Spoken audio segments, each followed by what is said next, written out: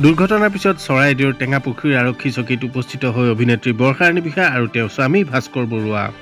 দুৰ্ঘটনাৰ পিছত ঘটনাস্থলীৰ পৰা পলায়ন কৰাৰ অভিযোগ উত্থাপিত হৈছিল অভিনেত্ৰীগৰাকীৰ বিৰুদ্ধে। বৰ্ষাৰাণী বিষয়া উপস্থিত হোৱাৰ পিছতেই টেঙাপুখুৰী আৰক্ষী চকীত স্থানীয় ৰাইজে কিছু উত্তপ্ত পৰিস্থিতিৰ সৃষ্টি কৰিছিল যদিও পিছলৈ সেই পৰিস্থিতি খাম কাটে। দুই পক্ষৰ মাজত কি আলোচনা চলিল, কি ক'লে বৰ্ষাৰাণী বিষয়াই, সকলো দেখুৱাই আছোঁ আজিৰ এই নতুন ভিডিঅ'টোত। নমস্কাৰ বন্ধু বান্ধৱীসকল, স্বাগতম জনাইছোঁ ঋষি এণ্ড আপনি চেনেলৰ এটা নতুন ভিডিঅ'লৈ। দুৰ্ঘটনাত পতিত দুই পক্ষৰ মাজত আলোচনা ইতিমধ্যে সুকলমে সম্পন্ন হৈ যোৱা বুলি আমি জানিবলৈ পাৰিছোঁ। আৰু এই বিষয়ে বৰ্ষাৰাণী বিষয়ে কি বুলি ক'লে আমি চাওঁ আহক এবাৰ।